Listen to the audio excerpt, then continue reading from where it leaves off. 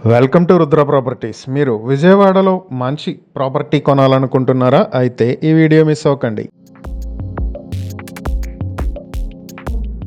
Vijayawada Jakkampudi inner ring రోడ్కి దగ్గరలో main bus రూట్కి దగ్గర నుంచి సెకండ్ బిట్ బ్యాంక్ ఆప్షన్కి వచ్చింది. 153 స్క్వేర్ యార్డ్స్తో నార్త్ ఫేసింగ్తో ఉన్నటువంటి ఈ ప్రాపర్టీ మీ సొంతం చేసుకోవాలి అనుకుంటే కేవలం 50 లక్షలకే మీ సొంతం చేసుకునే అవకాశం ఉంది.